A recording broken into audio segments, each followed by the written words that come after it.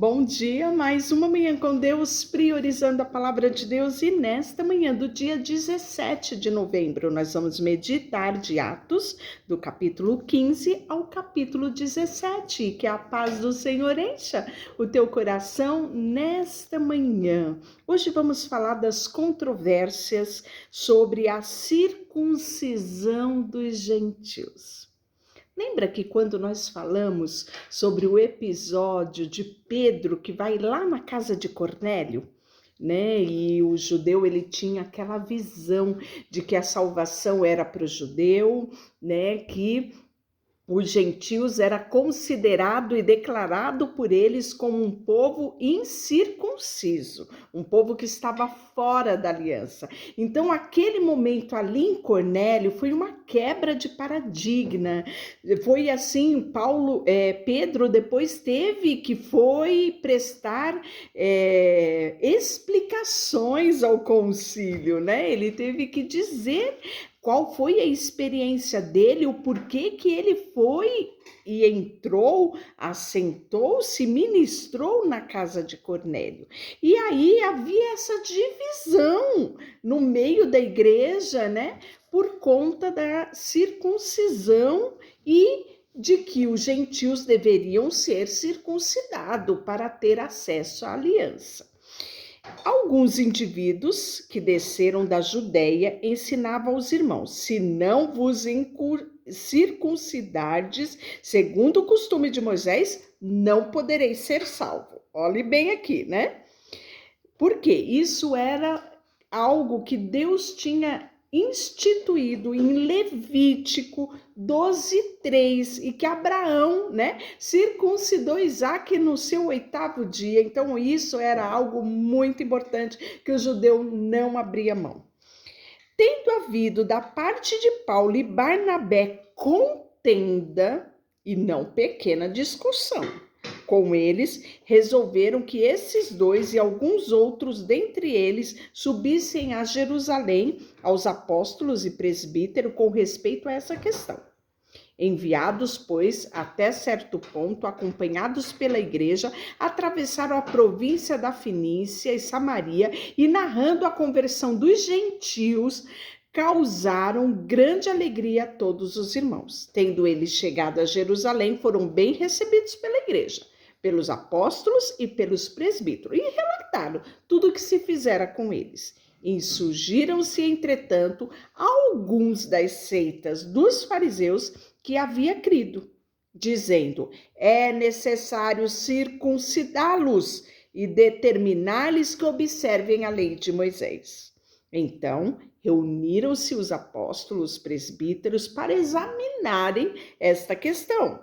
Havendo grande debate, Pedro tomou a palavra e lhe disse: irmãos, vós sabeis que desde há muito tempo Deus me escolheu dentre vós para que por meu intermédio ouvisse os gentios a palavra do evangelho e crescem. Ora, Deus que conhece os corações lhe deu testemunho, concedendo o Espírito Santo a eles, como também a nós que nos foi concedido, e não estabeleceu distinção alguma entre nós e ele, purificando-lhes pela fé e o coração.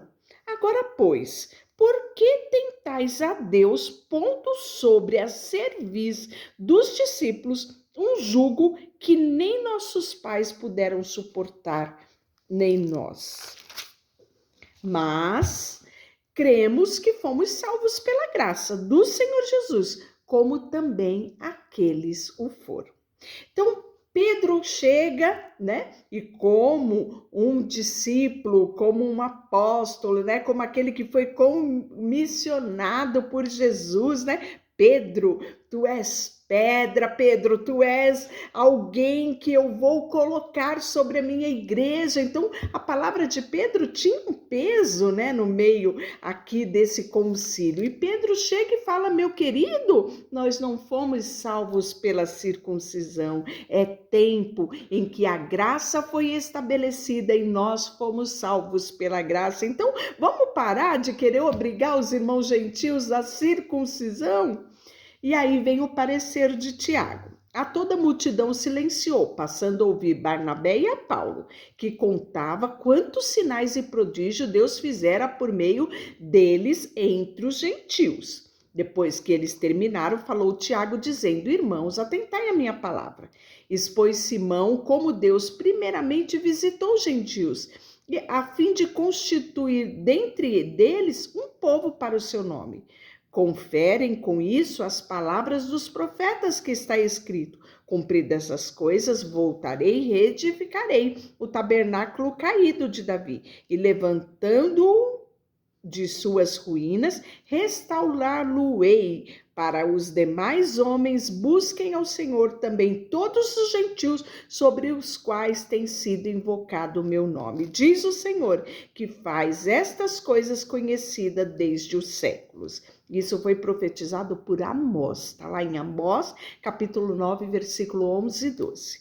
Pelo que julgo, não devemos perturbar aquele que dentre os gentios se converteram a Deus, mas escrever-lhes que se abstenha das contaminações dos ídolos, bem como das relações sexuais ilícitas, da carne de animais sufocado com sangue, porque Moisés tem em cada cidade, desde os tempos antigos, os que pregam nas sinagogas, onde é lido todos os sábados. Então, Tiago dá o parecer dele também de não obrigar os gentios à circuncisão, mas levá-los a entender a obediência e o guardamento de mandamentos deixado com Moisés, né?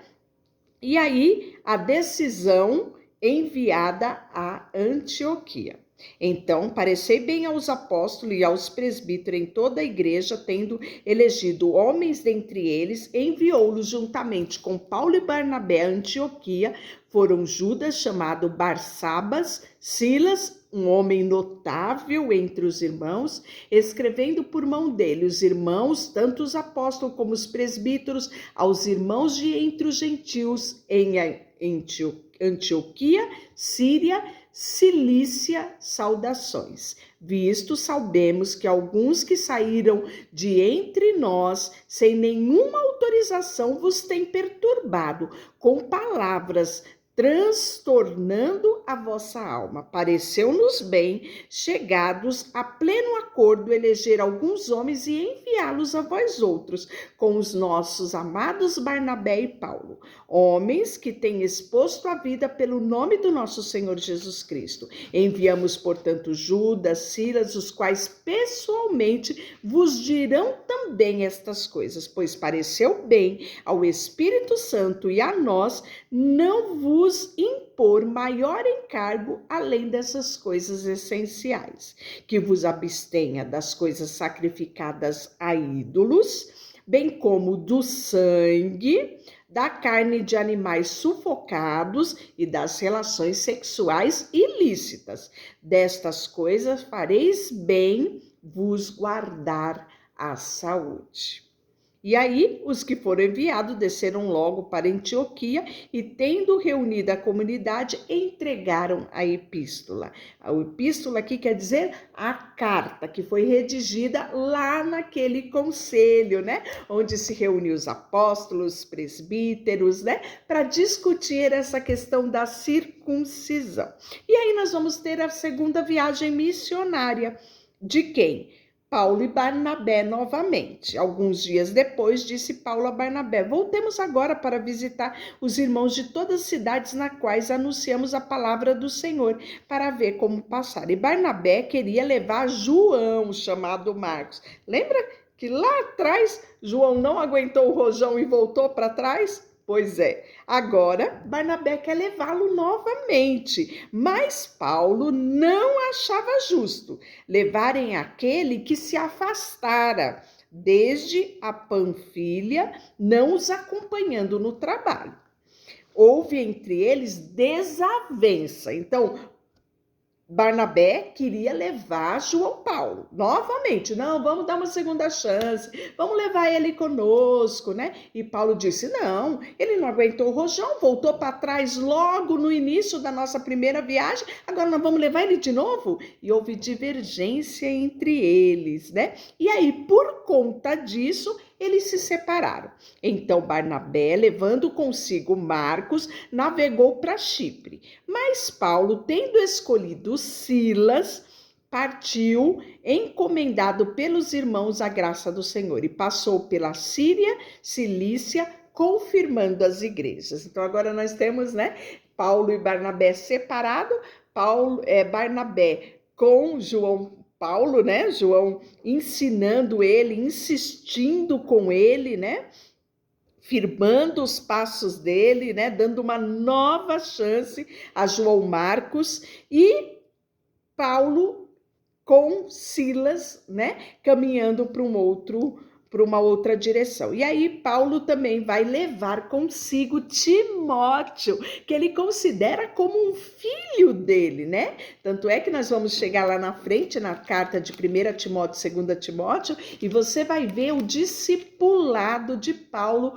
com esse filho amado chamado Timóteo. Chegou também a Derbe, a Listra, havia ali um discípulo chamado Timóteo, filho de uma judia crente, mas de pai grego. Deles davam bom testemunho os irmãos em Listra e Icônio. Quis Paulo que fosse em sua companhia, por isso circuncidou-se por causa dos judeus daqueles lugares, pois todos sabiam que o seu pai era grego, ou seja, ele era filho de uma mulher judia casada com um grego. Então, se ele era judeu por parte de mãe, Paulo achou por bem que ele passasse pela circuncisão.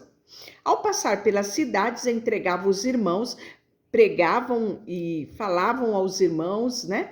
Falavam também das decisões tomadas pelos apóstolos, pelos presbíteros de Jerusalém. Assim, a igreja, ela era fortalecida na fé, no dia a dia aumentava o número. Deus acrescentava várias pessoas, né? E nós vamos ver que em Filipos, Lídia se converte. E essa mulher, ela é uma vendedora de púrpura, e ela chamava Lídia e ela era da cidade de Tiatira. Ela era temente a Deus, ela se converteu, o Senhor abriu o coração dela para atentar às coisas que Paulo dizia, né? Ela foi batizada, e não só ela, toda a casa dela. E essa mulher, né, vai requerer que Paulo coloque uma igreja na casa dela. Virou uma célula, uma reunião, uma mini igreja na casa de Lídia, né? Então a gente vê como Deus ia abrindo as portas para que a igreja se propagasse nos 4 cantos, Samaria até os confins da terra. Deixa eu orar por você, Senhor, nesta manhã. Colocamos diante de Ti o nosso coração. Leva-nos todos os dias a voltarmos os nossos olhares ao Evangelho genuíno de Jesus. Como os apóstolos aqui fizeram, se desprenderam de costumes que não diziam a respeito da salvação, mas não querendo impor, sabe, a religiosidade, a tradição sobre os gentios. Nós queremos que o Senhor também nos dê discernimento hoje, para que possamos pregar o Teu Evangelho em tempo e em fora de tempo, a todas as pessoas. E que, como aconteceu com Lídia, que teve o coração, convertido, o coração, dela se encheu do Teu amor, que hoje também o Senhor venha salvar muitos. Muitas casas recebam o Teu Evangelho, como a casa de Lídia recebeu. Colocamos diante de Ti tudo o que temos e somos, em nome de Jesus. Amém. Deus te abençoe.